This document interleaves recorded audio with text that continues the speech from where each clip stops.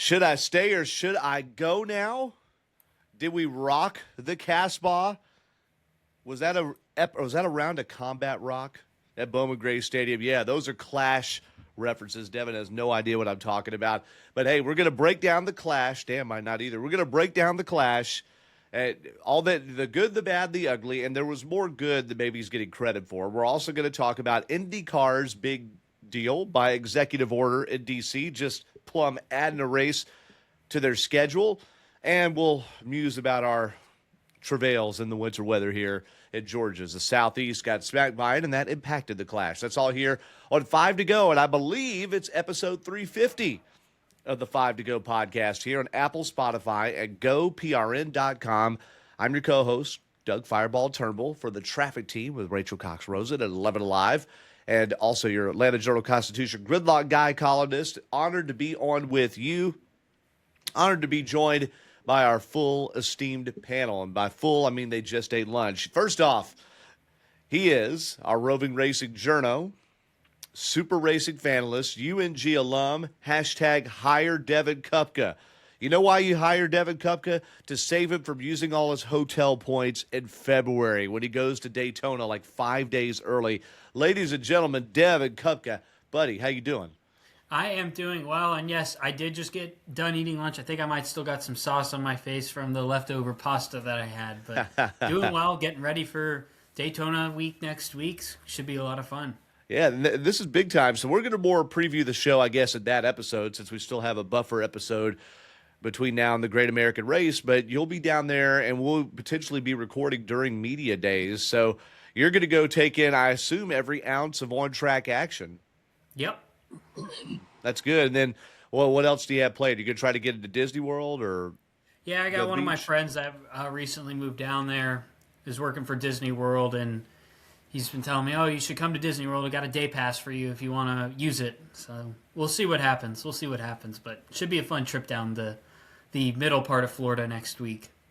Gotcha. Well, it's going to be a lot of fun for sure. We're excited to get the season going. And already it seems like people are hungry out there just by what we watched on Wednesday night at the Clash, whatever that was. There's a lot of good and bad and ugly, like I said. Also joining us, he was a mechanic on the team that won the 1987 Clash, which for many years was run at Daytona.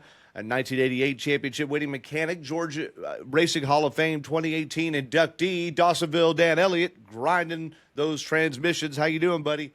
Doing good. Hope everybody is well. You know, Doug, the most important reason that you would hire Devin Kupka is because he's good.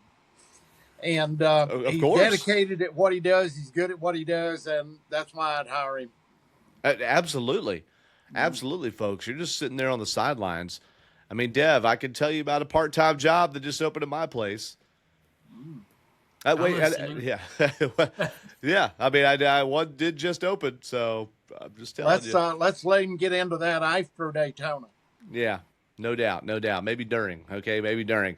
All right, so before we get to the Clash, the reason it ran on Wednesday and not Saturday and Sunday is anyone listening to this knows is because of the really historic winter weather that hit North Carolina, especially here over the last couple of weeks. Ice storm a couple weeks ago, last weekend, heavy snow. I don't even know the totals, but it was a tremendous amount, and they had to dig themselves out. I've got a good friend that lives just north of the Speedway at Charlotte, and he took a ruler out there, and the ruler sank down in it, and he went and got another tape measure. He had 15 inches of snow at his home. Holy 15 cow. inches. Yep. Yeah, that's the only time I could think of in Atlanta where it was comparable and I was in first grade was the blizzard of 93. Yep. But that is rare stuff, another 2 states north. But North Carolina is still very much the south, yeah. Did you know Charlotte's actually gotten more snow than Denver has this year? I heard them talking about that. I heard Jeff Gluck even talking about that on the teardown, that he was showing his daughters, on FaceTime, like how much snow he had, and they had not gotten substantive snow this winter in Denver, not enough to stick or do anything like that. So that's crazy, man. But in fact, I think he said it's been 3 years since Denver's gotten like a foot of snow or more, or something like that at once. I think that's what he said. Don't hold me to that. But yeah, so crazy stuff here. And Of course, that delayed the Clash. I'm glad that, no, we saw the Clash get moved up a day before torrential flooding in 2024 in L.A. We've seen the Chicago street race get shoved around by the rain a lot. And, in fact, including that infamous O'Reilly Auto Parts Series race that Cole Custer won, where they didn't even run to halfway but called it official. All right. And, we've seen Daytona 500s, including last year, delayed by rain. And last year, though, Devin, and you keep bringing this up, we had no races, no race days of the Cup Series. Now, we had a practice or two. No race days affected by weather. And then sure enough, what do we do out of the gate, right? Yep. That's crazy. Since July of last year at Dover Motor Speedway was the last time we had weather affect a Cup race. And it still ran on the same day, and it didn't even – like I remember I stayed at the sports bar watching it because I don't have TNT for some reason. I stayed at the sports bar watching it, and just stayed through the whatever. It wasn't a super long delay because Dover's a short track or a short-ish track. I feel like you can make the argument that the Dover race was shorter than last night's race. Or at least it felt like it. Well, so the run time of the race, I think, was 3 hours and 20 minutes, something like that. And only an hour or so of that was green flag. It was basically 1/3 of the action you saw on TV. And I know we were delayed by weather. The caution laps didn't count and all that stuff. But only 1/3 of the telecast from green flag on was green flag, and that's a tough sell on for even if we were just watching on apps. That's a tough sell, but certainly on Fox. And then 9 o'clock rolls around and they put the Masked Singer on, which I hate to say, NASCAR fans, that's if you're Fox, that gets more viewers than an exhibition race. I'm sorry, but would an NFL game get shoved out by the Masked Singer? I don't think so, right? So, but NASCAR would, especially an exhibition race. And if it makes you feel better, NASCAR fans, when they shoved it to FS2 in the Fox Sports app, it shoved a CONCACAF, basically a Latin American soccer game to the app only. So NASCAR did take precedence over something, and I applaud Fox for putting them on a 6 to 8 p.m. time window. And trying to get it to work, and then they cut it off at 9. So that was certainly a black mark to start things out there. But fellas, I watched almost all of it, including the stuff that began 1:30 in the afternoon with practice, and then 4:30 or so you had the last chance qualifier race, 75-lap race. That was dominated by Josh Berry. AJ Allmendinger led some laps. Then he faded. He faded from second, and there was a great finish in that race between the 2 of Austin Cindric and the 6 of Corey LaJoie, who's substituting for the injured Brad Keselowski. Keselowski will return in Daytona. And they had a drag race to the start-finish line after about 10, 15 laps of racing for that second-place spot. The way the LCQ race works, the winner and second-place finisher transfer to the Big Show. The Big Show was determined by the top 20 cars after the last practice in speed. Transfer to the Big Show. And then the last one was the highest in points, not already locked in. That was Alex Bowman. He just rode in the back of that race. So did either of you guys watch the LCQ? Any impressions there before we get to the Big Show? I feel like the LCQ had more of a better pace than it did the main race did later on in the night because there were just less cautions. And it was the LCQ is pretty entertaining to watch. More flow to it than the main race did later on. Yeah, no doubt. But one big difference, though, of course, besides the big trophy not being on the line, was the weather. The weather, right at the halfway point, started sleeting, raining, whatever you want to call it there in North Carolina, and that just threw everything upside down. It took grip away. The lap times were 4 or 5 seconds a lap slower and the whole bit. Dan, did you see any of the preliminary stuff before the feature? No, I didn't see much of the preliminary stuff, but the thing about it is were it not for the rain or the sleet, I don't think you would have seen 4 wide racing, whether it was intentional or non-intentional. I think that it was gathered up to be, once the weather reared its ugly head, it was just different altogether. Well, no doubt. Now, I need to mention, I don't think I've said it yet, Ryan Preece goes to victory lane in the Coca-Cola, Kroger, Ford. I saw it kicked around, not confirmed, but it was the first time that Coke had won as a primary sponsor in a long, long time. And they don't sponsor cars fully usually, but they do have one-off sponsorships.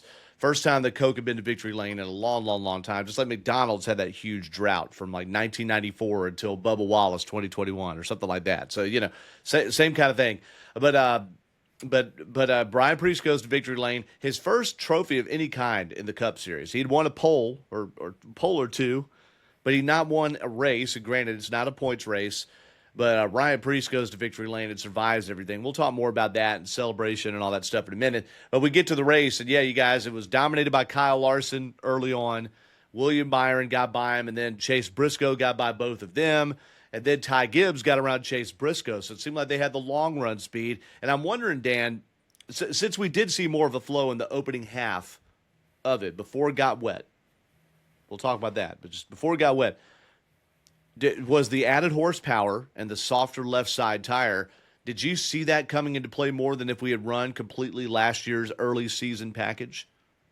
I think that based on what I saw and based on what I know of past years and the way the horsepower adds in on a short track, I believe before the race started, I would have probably pulled 2 plug wires off and run on 6-cylinders. And I think you would honestly been a whole lot better off because there is no way to hook this up and make this work. It's, for lack of a better word, and I'm going to say this more than once, but it's my opinion.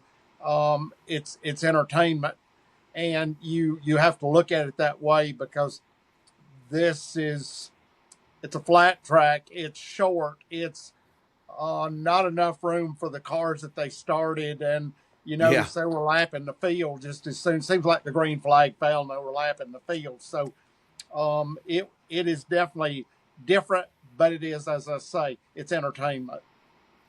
Well, and that's the thing. And do you walk away entertained after what you saw? 17 cautions. There were 11 leaders. I think it was 11 different leaders in the race or something. Let me get that. Let me pull the cumulative report up. Hold on. There were,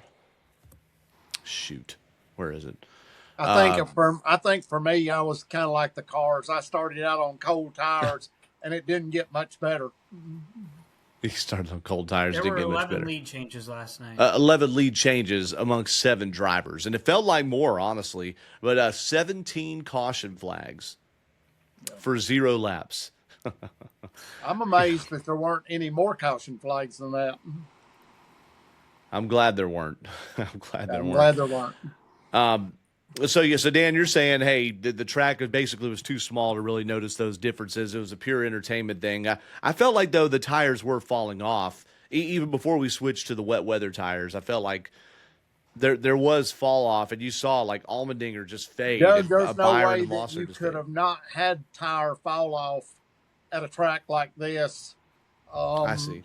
You could have taken a tire up there that every time you come off the corner, it would leave tread marks or marks down the straightaway the whole time because you basically can't hook the car up. So it's either going to lock up going in the corner because of brakes, or you're going to spin halfway down what little straightaway you've got anyway.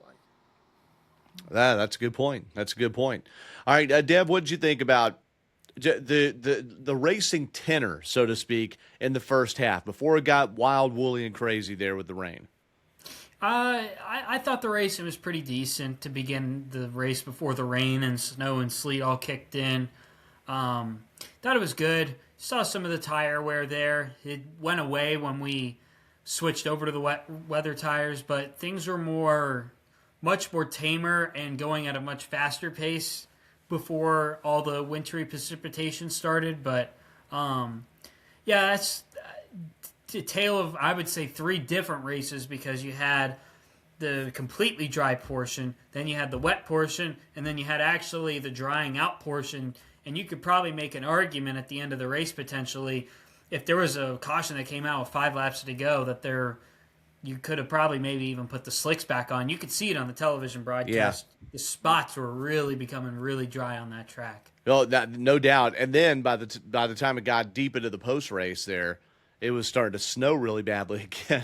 So I hope the fans got home safely. Now, second half of the race. I think you could have put the slicks back on, but I think it would have been a one groove race and nobody else would have gone anywhere. That's a good point. Did y'all see any of the drivers go in the corners? Some of them would go all the way into the grass a little bit. Yeah. Zilich was doing it for sure. And, there's now what some were saying, or what I was hearing interpreted, some said, is the bottom groove, when it was wet and they were on the wet weather tires, they weren't going down low. They ended up making the top groove because the bottom groove, the rubber was down there for before, where they were mainly running before the rain. And then the sleet fell on top of it. It just made it completely slick. And so that maybe the people that were going down low, like Zilich, that had really good car control or used to running in the rain, were trying to go where they ain't, so to speak, and try to just try something different. I don't know that it worked too well. In fact, the person that seemed to be making the most ground under the wet weather tires, or the move and driver combined, were Shane Van Gisbergen going like 3 wide up high in that. And I never realized how crooked that wall was at Bowman Gray, and I've been to that track a couple of times. I never realized like how crooked that was. I mean, that must have been really tricky to try to figure out how to get around that track without clobbering the wall each time. We also saw with 17 cautions, the caution laps not counting, the only car that finished a lap down was Bubba Wallace for all the wrecks, including Josh Berry just clobbering the wall, going to the garage. He went to the garage and came back out by the next green. All he lost was his track position. He didn't lose any laps. So that allowed, that they had everybody on the lead lap. So you saw so many comers and goers. There were very few people that were just trapped in the basement. Almost everybody had a bike close to the top of the apple in this race. Now, Ryan Preece won it. He made a power move. What I was noticing on the restarts is even though the outside line wasn't the advantage, so to speak, the people that took the lead would generally just drive deep into the corner on the outside on the restart and basically force the other person down low to lift, is what it looked like to me.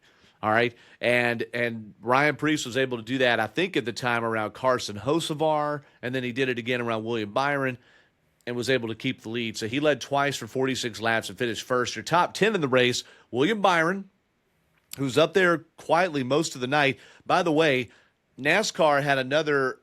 What are we doing calling this race? Like, how are we figuring this out? With two things. Number one, I think they need to start letting teams choose when to put wet weather tires or not. Because at the end of that race, you could have had drivers like Kyle Busch or someone go in the back, put on slicks, and see if they could pass some guys. Okay? There was confusion about that when Carson Hocevar got told by one official they could change their tires, and then they rescinded that call. Number two is they told teams they couldn't fuel unless they lost track position.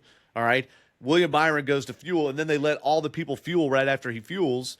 And so he got frozen in spot. And so NASCAR actually gave him his spot back from before he fueled. That was two things, too, that I thought were black eyes that the casual viewer watching that has already switched over from the mass singer wouldn't notice. But it was one of those things. I'm like, what are we doing? Let's call a race. Do you think there could have been a possibility a team put on new wet weather tires in the garage area? There should have been officials seeing that. I think it was more a question of would they switch to slicks, which is what Carson Hocevar did, and ran out, I think, for 6 laps under slicks, and then got told to put the wets, the previous set of wets, back on, not a new set of wets. But they were explicitly told in the radios that when they were brought back to the garage, they could only make certain adjustments. They couldn't change tires. I don't know what that deal was. But William Byron, the reason I went on that tangent is because he finished second, and he was right at the tip of the spear of drivers that the Hendrick cars were not filled up with fuel because Kyle Larson and Chase Elliott ran out of gas, and Byron was about to, and Ryan Preece was about to, and had to pit from the lead, and they chose to roll the dice and stay out, and then everybody got to fill up. So Byron was second. Now, Ryan Blaney had the bizarro race from a parallel universe, finishing third. Drove from the back to the front, and then when the race went wet, he fell to shambles and then started passing cars again and ended up third. He got crashed a couple times. Daniel Suarez, who had some beef out there with SVG and Bubba Wallace, finished fourth, and he drove from the back, started 20th. Denny Hamlin also had times in the back of that race, and if they caution laps would have counted, would have been lapped. But he was fifth. Chase Briscoe, one of the more dominant cars, led third most laps on the night, I think. He finished sixth. Austin Dillon, who had the best paint scheme of anybody on that racetrack, and maybe that will have all season long, finished 7th. Now, why do I say that? I was looking at that scheme going, man, that looks familiar. What is that? And then they said it. That was Kevin Harvick's Goodwrench scheme from 2003 through 6 before Shell came on the 29 car. That those kind of jagged sort of flames and the silver and the red. Man, that was a beautiful Bass Pro Shops Winchester Chevy. He was 7th. Chris Buescher was 8th. Ross Chastain 9th. And Alex Bowman in the 10th position. But the finishing results don't tell it all. Chase Elliott, Georgia driver, finished 17th. What did you guys think about the Shane Van Gisbergen, Connor Zilisch show? And Dan first, Zilisch being a rookie, SVG just not having a lot of oval results, but both of those guys held their own amongst these drivers on the most traditional, well, it maybe not the most common of NASCAR tracks, but maybe the most traditional of where they all came up. And these guys are kind of the unicorns and pranced right with them. Yeah, held their own. And what kind of conditions did we race through last night? And how can you gauge, for the most part, I thought about this after the race was over, how can you really gauge much at all based on last night and what was thrown at you and what you had to drive through? And the best thing you could have done last night would have been taking the inside line and drive as they tell you to do on the road, where you've got an egg between your foot and the pedal, and try to be as smooth as possible. And I think that's what they chose to do, because you and I both know, without running over a lot of people, and even if you did, I don't know that you would have gone anywhere. Oh, yeah, because they keep restacking the cars, right? If you plow over somebody and they right the ship, I mean, the caution laps don't count. You get right back in line, basically. Yeah, that's a good point. But Zilisch, I will say, even before it went wet, it seemed like he was making passes. He wasn't just getting left behind. There was a point where he was running in the back, but he started to figure it out a little bit and at least race competently with the other drivers, you know. And the Trackhouse cars all qualified in on time, by the way, something Justin Marks before the race he put on social media was very proud of. And you're thinking, well, big deal. Well, it is the top 20. Top 20 is no slouch in this series. No. And by the way, the top 20, there were, or out of the cars that had to race in the LCQ, I think there were only 3 cars that made the playoffs or the chase last year that didn't time in the top 20. All right. It was Bowman and Cindric and Berry. And Berry and Cindric were the 2 that raced in, and Bowman was the one that got it on points. Shows you that the cream rises to the top, even in something like this. Devin, what about you? What'd you think? Or if it wasn't SVG and it wasn't Connor Zilisch, was there anybody else? And I know it's just a clash and it's exhibition, and I agree with Dan. If there is one lesson here, it's that there's not a lesson, maybe. Was there anybody that stood out to you like, dang? Well, outside the race winner, Ryan Preece, I do want to say this about Zilisch and SVG. I think one thing for Zilisch, it's too small of a sample size right now. He's a Cup rookie. I don't really look too much into what he did last night. It's impressive, and we'll see how that factors in later on down the line. SVG, he's had a full season of Cup under his belt. I think this says more about him than it does his teammate Connor Zilisch, because quite frankly, we just haven't seen the results out of SVG on ovals. Outside that one race that I like to bring up at the Charlotte, the small oval at Charlotte Motor Speedway when he won the Legends cars, yeah, okay. But I think this could be something maybe with SVG. I think there are a couple factors that played into it, as Dan mentioned about the weather last night. That certainly plays a role into it. SVG has won a race with rain tires before, so outside of that, really looking at the field, there really wasn't anything too surprising outside of Ryan Preece, whom you could make an argument for showed the most promise last year with RFK Racing, but that not anything outside the SVG thing. Not anything really stood out to me in terms of driver performance last night outside of Preece. Something to note about Ryan Preece is he had to start in that last group. They were divided into 3 groups in the practice sessions, and they went practice 1, practice 2, practice 3. So they're basically like 9. Well, no, when it came to qualifying, it was subdivided even more. But there were 3 groups that then each practiced 3 times, basically. And Ryan Preece was in the back group because he had to swap charters with the 51 of Cody Ware because the RFK team is leasing Rick Ware Racing's second charter. All right. So you can't lease the same charter consecutive years. You have, like, if you're a team and you're leasing out one of them to this one other team, you have to keep switching the charter each year. You can't have consecutive years. So they're running on the 51's points. So even though they finished decently in the points last year, they were in the back group. And that means that they had the worst track conditions for timing in. And yet we're still able to time into the big show. Ryan Preece qualified 18th out of the 20 drivers that were in the main show. And I think that says a lot, man. And to go from 18th to first in this race, again, we had all the wet, so that shook everything up. I think that's impressive too, though. So, yeah, Ryan Preece. I'd say Ty Gibbs also ran really respectably.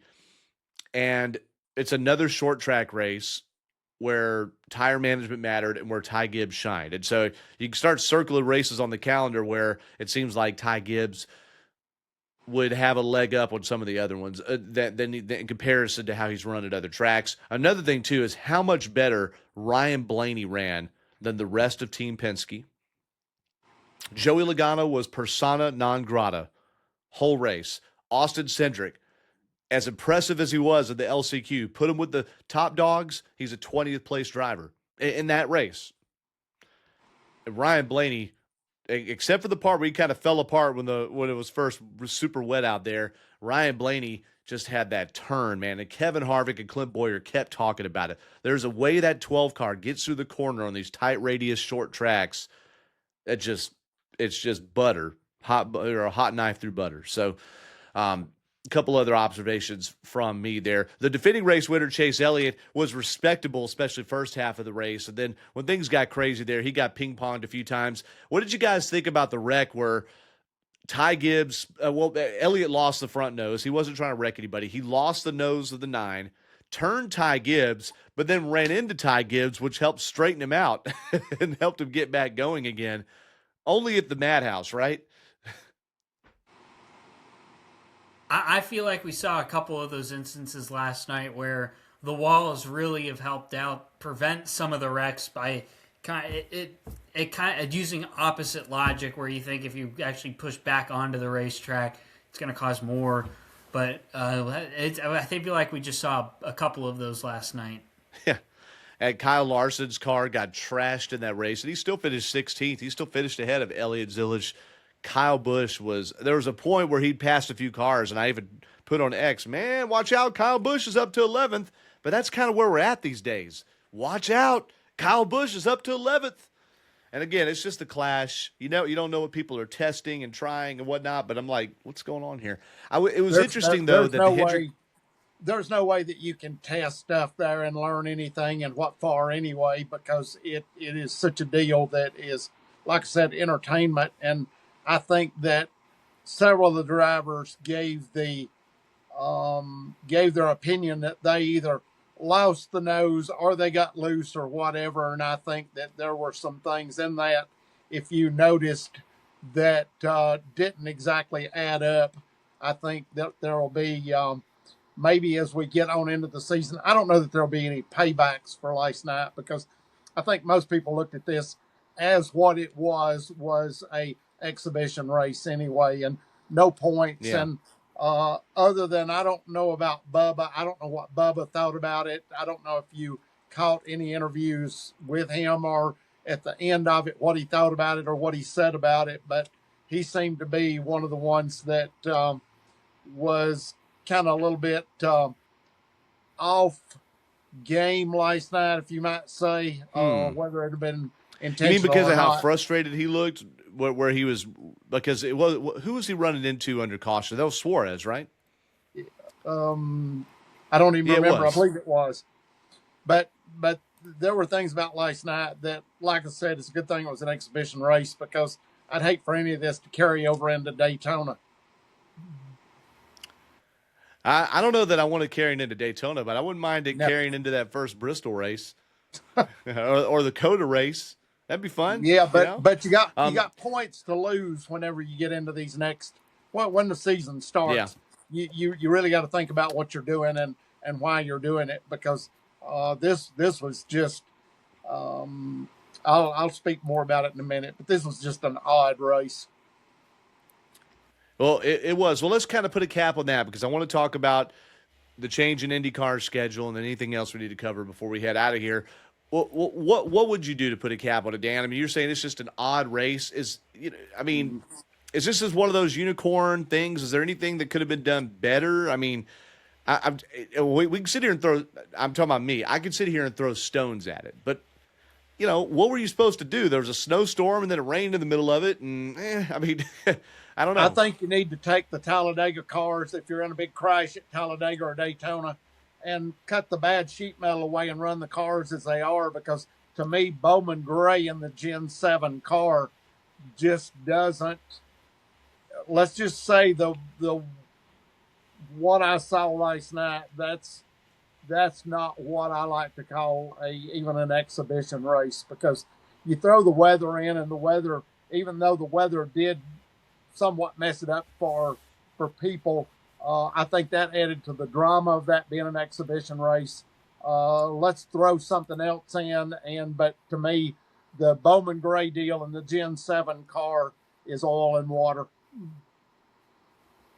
Okay, because the Gen 7 car doesn't race so well on short tracks. No. And throwing extra horsepower to it made it worse. Made it worse. Okay. Made it worse. That's and Devin, I want to get to you, so I promise I will. How did maybe you said it before and it just didn't click with me. I'm DeKalb County education here, okay? What made it worse? It makes it worse because you keep throwing horsepower, as David Reagan alluded to with the electric car, when there were 3 different packages of horsepower for the electric car. And he told me out of his own mouth how much more difficult it was as they threw a different horsepower package in it. When they upped the horsepower, how much more difficult it made it to drive. This is what you get into on the short track. And I'm serious. If I could have pulled 2 plug wires off my race car at Bowman Gray, I would have done it.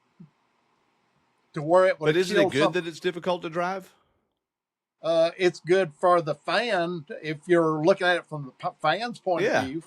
Okay, so we're entertainment. So we're not in the real world of racing. We're entertainment. So leave the 8 plug wires on. But me, if I could have got to 2 of my plug wires, I'd have pulled them off and I'd have run better. Okay, but did that make the race? I mean, the racing worse? So I understand as a driver, you want the car to handle smoothly and everything, but was the racing worse because they had more horsepower? Everybody was equal in that respect, but you throw it all together on a track that's short, and weather and all the other factors. And as the tires either wore, you laid rubber down, whatever it was, it just made it more difficult, which entertainment-wise was better. But how many more caution flags did you want?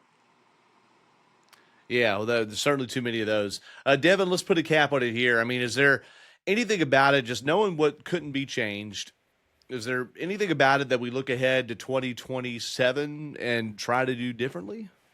I think it's tough this year because the weather was so much of a factor, not only during the race, but just how everything unfolded with the race having to be run on a Wednesday night. I think this year you have to take as a mulligan, and then you can go into next year, probably do Bowman Gray again.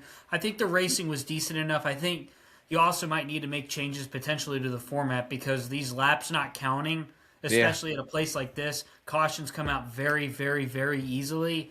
I think you might need to maybe look at a rule change like that. Maybe the first 100 laps do count under caution, and the last 100 maybe not. But of course, all the cautions happened in the second, but weather played a role into that in a way. But outside of that, I think you have to take this more of a mulligan year and just go into next year, and then you can really start maybe making changes based off of what we see next year. That's what happened with the Clash in Los Angeles. We did 2 years, and then we did that final 3rd year and said, you know what, we're done with doing this experiment. Yeah, no doubt. Hey, how about this? How about the 24 hours of the Clash? 24 hours around Bowman Gray. I mean, We got an eighth of the way there last night. I don't know if I could take that. I don't know if I could take that. And put all 40 cars out there too. I feel like wheels, after man. I watched some of the video of them cleaning snow from the track and trying to figure out when they were going to run and the whole drama that surrounded that, I feel like I ran the 24 hours of Bowman Gray. Well, certainly if you were involved, if you were on the ground there trying to put that event on, considering there were supposed to be cars on the track Saturday and nothing happened till Wednesday. Yeah. Props to everybody that had to stick with it, including the media, TV partners, and the fans that, either extended their stay or had to shift their plans around to go up. I'm glad that the event finally happened. And, if it goes much later, you start really interfering with the operations of getting to Daytona. The teams inspected those cars. By the way, the inspection began last Thursday at Charlotte Motor Speedway, and then they locked the cars in an armory, I think I heard it was, to keep them safe from the weather in Winston-Salem because they couldn't leave them in the haulers outside. I mean, there was so much that went on to make this race happen. It's easy to just flick it aside. Oh, it's an exhibition, and there's all this stuff wrong with it. But it really was a Herculean effort. And thank God they didn't have to pave a racetrack inside of a stadium. It was already there.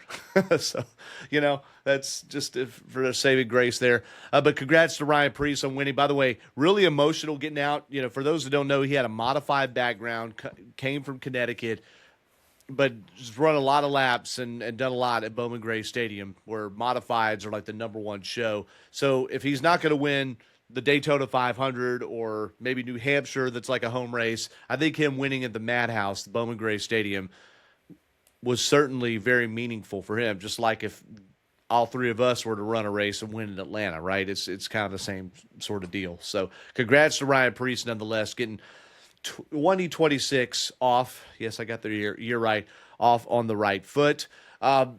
Looking ahead, we go to Daytona. The schedule basically, and I'm not going to get into all the times and everything. You can look all that up on your own.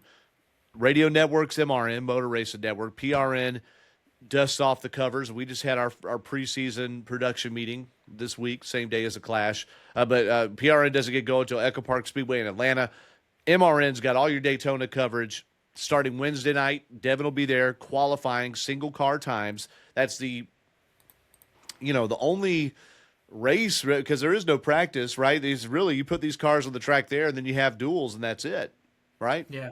So no practice, which is crazy to think. They used to have actually no, they have practice Wednesday morning. Oh, they'll have qualifying at night. I think they have 3 practice sessions. They don't have practice on Thursday, but they'll have a practice on Friday and Saturday. Excuse me. Okay, yeah, I should have had that right. Let me pull up the page here and get that right then. So we don't want y'all missing any of that. Don't want you missing any. There's also been some tweaks to Daytona 500 qualifying as well. Okay. Do you have those in front of you?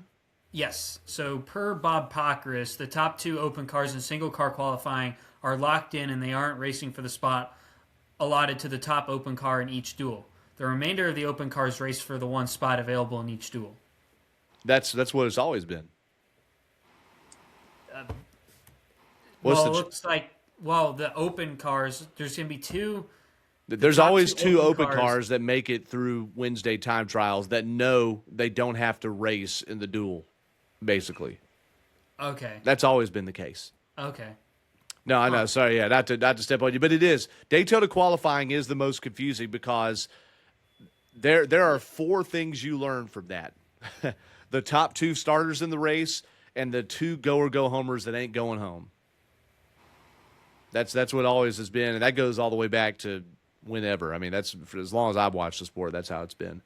But then they take the top 2 finishers from the duels. So Pockris, and maybe you can correct me on this here, but he said so there were 2 drivers every year who potentially could get in on speed if one of the top 2 qualifying open cars finished best in the duel. That is no more. Oh, okay. The top 2 from single car qualifying get locked in, and then the top open car among the other open cars in each duel. And no one else is locked in, then it's only based on your Thursday duel finish. Okay, that actually is less confusing, all right? So there are two go or go homers out of the 7 or 8 that we're going to have that know on Wednesday night they are racing Sunday.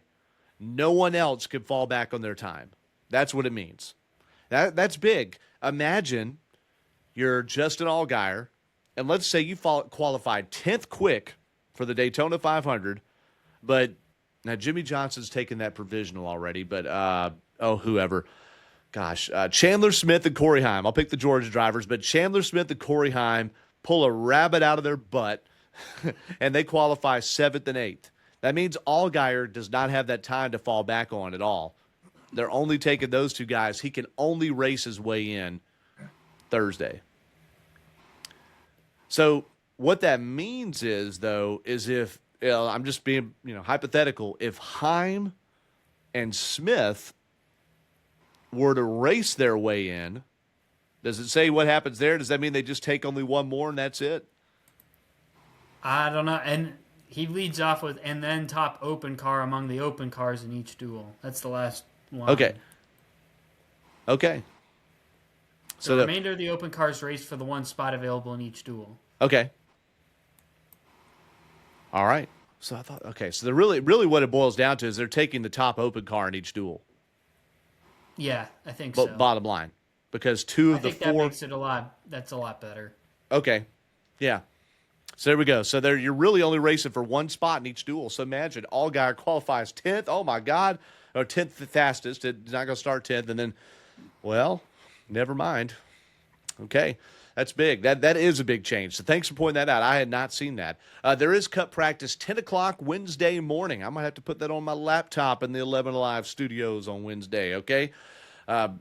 So there will be a practice 1 there. And then I'm just scrolling down. Cup qualifying is not until 8:15 Wednesday night.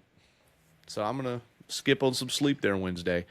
That's Wednesday. Thursday, I'm just looking down. Let's see. There is truck practice Thursday evening at 5. And then there's there's truck practice Thursday at 5. And then the dual races are at 7 p.m. and 8:45 respectively there. Devin will be on scene putting up stuff on our 5 to Go podcast Facebook page, on his Instagram, devin.kupka. There's also ARCA practice at 4 p.m., which I don't even go for the 500. I go for ARCA Menard Series practice. Okay? 4 p.m. on Thursday.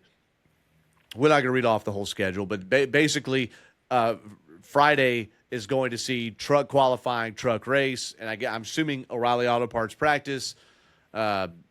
Saturday, you got 2 races, ARCA Menards and O'Reilly Auto Parts Series, not to mention their various qualifying. And then, of course, you got the big deal on Sunday, I hear. There is a Cup practice on Friday as well.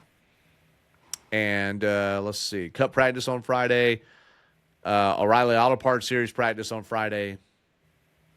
Yeah. And then Saturday, there's a 3rd Cup practice. Okay, so I forgot they added these back in. There's the 3rd Cup practice at 3 p.m. that goes in between the ARCA race and the O'Reilly Auto Parts race. That's kind of interesting, right? To have Cup happy hour in between 2 races, but teach their own. Okay, since I mentioned ARCA Menard Series, driver that was already making headlines for running that race, Cletus McFarland, who's going to run the number 30 for Rhett Jones, as a teammate to Casey Roderick, by the way. Hashtag sort of Georgia drivers, who technically lists Mississippi as his home. Former Bill Elliott Racing Development driver. But Cletus McFarland is going to attempt the truck race as well. Or I don't know if he's locked in or not, but he's going to be a teammate to Travis Pastrana for Nice Motorsports. This truck race Friday night. I mean, all the stars. Entertaining, huh? You got Stenhouse is going to be in there. I think Stenhouse, Hocevar, Tony Stewart, Travis Pastrana, Cletus McFarland. Good Lord. Clear your calendars. Dan, you excited about that? I am, because usually, as I've seen in the past, is the truck race is usually a very good race, and it is very, very hard to predict who you think is going to be in victory lane when the flag falls. Well, for sure. And I mean, you've got the 5 truck armada of Colleague Racing, which I think they have 7 episodes now of Ram Race for the Seat. I've started episode 7. I've seen all 7 of them now. There's a lot of speculation online that it's Mini Tyrell that's won, considering he's tested an ARCA car, and and whoever wins that show wins a full-time number 14 Dodge seat in the Truck Series. I watch that show and I go, man, none of those guys are ready. That's what that's what it looks like to me. But anyway, you should watch it. If anything, watch it just to see how they do it. It is cheesy. It is cheesy, but I appreciate the amount of effort that Ram and Colleague are putting in to make something entertaining and to think outside the box from the normal deal. Well, I figure if you watch Bowman Gray, that'll be a great deal to watch.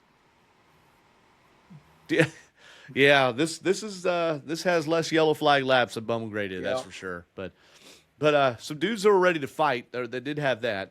They had some guys that were ready to tussle. That was fun, and it wasn't about racing. It was while they were playing cards. So, yeah. Anyway, you should watch it. Ram Race for the Seat. It's on YouTube and on the Fox Sports app, sometimes airing on FS1. We've also got that we talked about it last week, the Dale Earnhardt documentary that's going to be coming out called We've Lost Dale Earnhardt, which I'm sure will be great, although I'm like, how many of these do we need? We said that last week. Now, let's move off of Daytona. So we have no idea who's going to be good at Daytona. We'll see what happens in practice. We'll be recording 5 to go sometime before that first practice, more than likely, or before we see really anything substantive, not maybe before the first practice. But IndyCar had an announcement out of left field that involved an executive order from the president, Donald, I believe is his name, and they're going to have a Grand Prix around the National Mall, a street race, late in August to celebrate the 250th anniversary of the United States. Now, NASCAR, I think, is kind of considering their San Diego Coronado Naval Base race their toast to the 250th, right? But this one is going to run around the National Mall. So they added a whole race to the IndyCar schedule by executive order. It's going to be free for fans. It's going to be on Fox. Fox is all involved. They were part of the announcement at the White House, I think. And the course hasn't even been drawn up yet. But yet it's going to happen in August. Fellas, I mean, I there's a lot of good on the surface, but I'm also like, this seems chaotic, frankly. So I don't know. Devin, I see you kind of chewing on it a little bit. You've had some time to think about it. What do you think about the IndyCar Washington, D.C. Grand Prix announcement? I think it'll make a lot of noise and get a lot of attention for IndyCar and could potentially also be a huge race for IndyCar. And maybe outside the Indy 500, maybe their most viewed race of the year. This could be a very big net positive for IndyCar that they landed this deal because it just it feels relevant. That's all I could say really about it.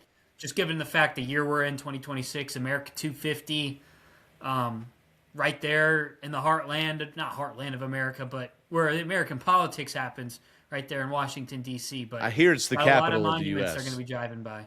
I hear it's the nation's capital, possibly. Yes, but no, that's a great point. Yeah, it seems like a lot of wins there. And that's a small schedule. Think about, because my first thought was, I was a little bit jealous. Like, wait a second. Isn't NASCAR the red-blooded, like, most American of these?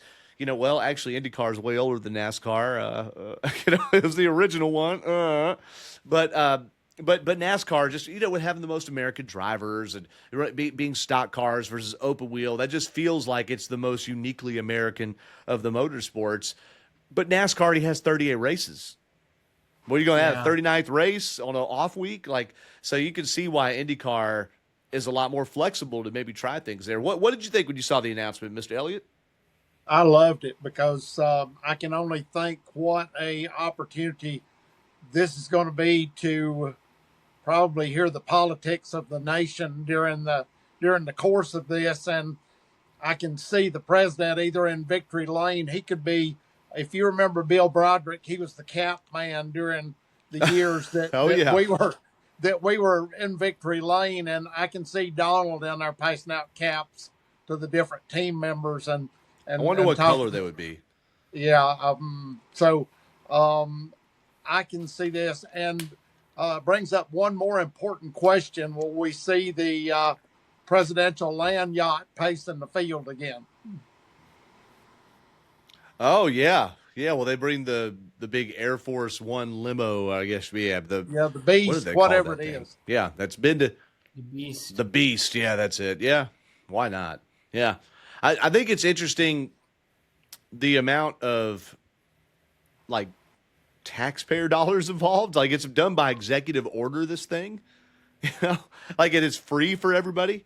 It's like, weren't they cutting all this stuff and then, oh, well, we're doing this? That's the part to me. So this is not a racing statement. That's why I probably shouldn't go there. But I'm like, oh, we're just like stroking a check to just go do that. Like it's kind of, but hey, I'm all about there being street races, putting it where the people are at and making it attainable for people. And I hope it does for all of motorsports what it sure do for IndyCar. So net positive for sure there. And when you have all the main players and all batting on the same side, it's good. Yeah, Devin. I just want to know how much of the needle it's going to move for IndyCar, given that it's a free event. And anything that doesn't cost money nowadays, gets a lot of good attention online on threads and X and all that stuff. So unlike NASCAR at the San Diego base, where that's a paid thing and it's not really publicly accessed land by any means. Yeah. Far out there on the West Coast. Curious to see which does better numbers-wise. Not only ratings, but traction online, I think means a lot too. I mean, and that is also NASCAR's response to the Washington D.C. This came out before the Washington D.C. stuff for IndyCar, but this is it's sort of NASCAR's version of doing something ultra patriotic. And also going to a market that they're not in, with Southern California being off the map. Yeah. Yeah, good point. Good point. Well, and there is demand for that race for San Diego. I've heard it. I've listened to Sirius XM, and it was like maybe a month or two ago, and there's a few callers when the tickets just went on sale, and there's demand for the San Diego street course race. Or not street course, but the race on the base. Yeah. The something or rather, the thing on the naval base, yeah, naval base Coronado, yeah, which is just a beautiful area there. It stinks too, just the way my work schedule and all this goes with my wife. So Momo is speaking at a conference in San Diego, like a week before that, or so, and we were thinking there might be a way we can make a vacation out of it, and then I stretch it out into the San Diego deal. But here's the deal: is Sonoma is right after that. And I'm doing Sonoma this year, so it's just not going to be able. Maybe there's too many. You fly to San Diego for that weekend, then fly back out to San Diego, and then stay a week in California.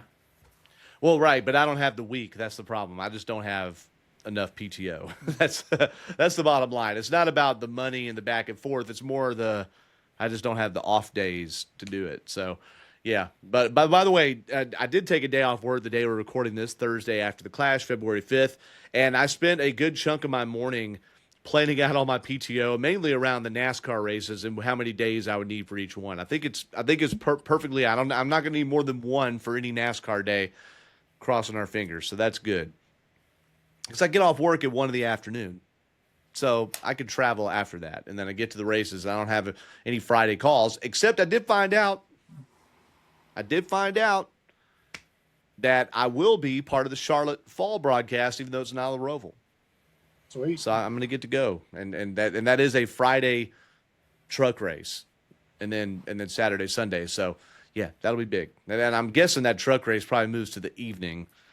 No, they have Friday college football on FS1, so it may end up being that late afternoon race like it was last year. Last year, part of it was. Well, they had lights on the Roval, so I don't know. Yeah, I think it had to do with college football, so maybe that won't change. But nonetheless, I get to be part of it. I thought I was going to lose a race after they announced the Roval change, but maybe it'll be on a Friday night Fox race or something, because they do college football either on FS1 or Fox on Fridays. Oh, Fox. Okay, yeah, that's a good point. Maybe. We'll see. I don't know. I'll be there for it either way. I'm going to drive up Thursday night either way, so there you go. So, boys, we covered a good bit today, and, it's sort of complicated with the Clash. And where to go from here, there's a lot of calls. We got to put it at a different track. We got to take it back to Daytona. We need to get rid of it. It's like, come on, man. Any of those – Daytona, it moved from Daytona because it was a wreck fest, and it just seemed unnecessary. Also, at least here they're close to home. Yeah, Dev. And one thing with Daytona, though, is especially at the end, it just didn't feel like a big event anymore. Like, even yesterday's event felt bigger than what the Clash was in 2020, because it just seems like this little preseason fantasy race that we're putting on in the preseason part of it. That's how the Clash felt like at the end of its days at Daytona. There was nobody in the stands. Now it actually feels like an event on its own. Yes, it's an exhibition race, but it actually feels like an event instead of, oh, the Clash is going on this weekend. For sure. Well, if it wears out its welcome, there's plenty of short tracks around that could do it, but it's good to keep the teams at home. They don't need to be on the roads another week. All right, it's good to have them close to home. They could drive right back after the race, whenever it ends. Tweak the format. You don't need to tear up the whole thing.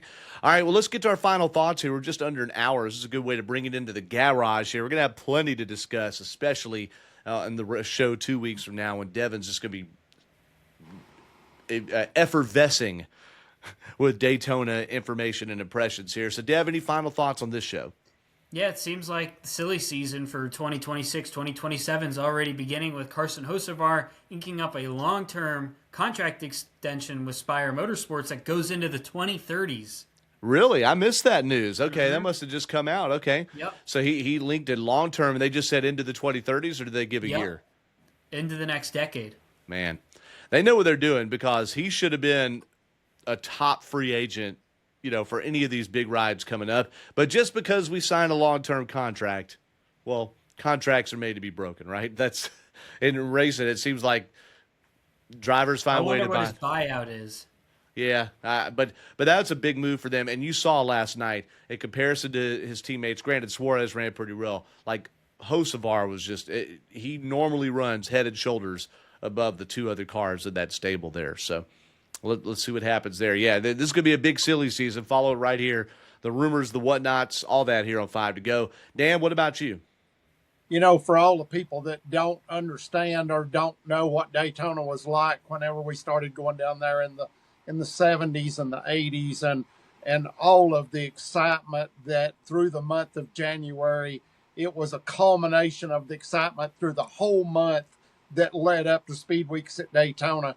And I feel like, as Devin alluded to, that the Clash has taken on a life of its own, of itself, but it also has taken away from what I remember of Daytona and the clashes that we saw down there and Speed Weeks and qualifying and the twins and all the things that led up to the Super Bowl, the first race of the season, which, as I've said before, it was the most exciting, dramatic, and you got to see a little bit of everything. And I don't know that I ever went down there that I was let down by something that didn't happen during Speed Weeks, and it was talked about for weeks and weeks to come. And we've seen on YouTube and other places what I'm talking about, but it is just so different anymore. And I feel like in some ways we need to find a way to bring something back that gives you that feeling to where it starts out the year, because Daytona was always one where that momentum that you picked up from Daytona, if you ran extremely well, that momentum carried on. And like I said, the conversation, I've seen more of it, more so in the last week or so on internet streaming and so forth. But, you didn't have that in the past to the degree that we have now. And I could only imagine what it would have been like then watching the streaming and media and so forth. But I miss that part of it. Hey, yeah, I think What would how would today's environment receive, just 12 cars or so that were pole sitters thundering around Daytona? It seemed like a much bigger deal at that time. How would it be received with today's audience? And that's why the sport has changed. Hey, my final thought, congratulations on the PRN team to Nick Yeoman. All right, Nick Yeoman, as we're recording this, there should be a press release going out, and we've talked about it behind the scenes, but Nick is going to be in the booth for all but the Coke 600 races that I know of anyway next year. Basically Mark Garrow's replacement after Garrow ended his storied career up there alongside Doug Rice. Doug Rice retired the year before that. So a ton of change PRN personality-wise. Of course, Rob Albright moved on as well, so I'm going to get to pick up a couple of extra races there in the turns. I've got 7 events on the schedule, 5 in the turns, 2 in the pits this year. But congrats to Nick Yeoman, who has been on IndyCar radio since like 2006 or 2008, and he's a little bit younger than me, so he's been doing this since his early 20s. All right, and has done an incredible job, and he's still going to do the Indy 500, and so PRN I think is working with Alex Hayden to be the co-anchor of the Coke 600, which I think is cool to use the MRN talent in there. Kyle Rickey's going to be with us doing some races this year. So also too on Performance Racing Network, of course you can find the show goprn.com, but Mark Garrow's Garage Pass completely revamped with Andrew Curlin and David Stiles hosting the show. And Curlin comes from Dirty Mo Media and was on several races with us a year ago. And David Stiles has been a long-time employee behind the scenes, mainly at PRN, but now he's going to get on the mic some. And they're still going to do the same format where it's a newscast about racing each day, but they're also going to break in some of their back and forth opinion and so forth. So check that out, goprn.com and all the podcasty places. And they also have revived a show that kind of got killed by COVID, basically, called Racers Odds. Now, I'm not into gambling and all that, but I know if David and Andrew are on that show, it's going to be good and well-informed. Okay, so check that out. GoPRN.com. No, they did not pay me to say that. I just genuinely like those people and those products, okay? Dan Elliott, his signal just dropped, but we love him. There he is back. With big thanks to Dan for joining us. Devin, same to you. And for all of you tuning in, be sure to stay on our Facebook page, 5 to Go Podcast, and share your thoughts right there. Mainly, y'all just keep replying to videos from like months ago. What's up with that? Like the start of the Daytona race. Notifications too. Yeah, it's like what? I mean, we put like the new shows up there and stuff. Y'all don't have anything to say about that. But thank you. And be sure to rate, like, subscribe, all that good stuff. Comment here on YouTube and Apple and Spotify as well. For Dan and Devin, I'm Doug. Happy start to the race season. It's on, folks. And thank you for listening to the 5 to Go podcast. We will catch you right sure next week.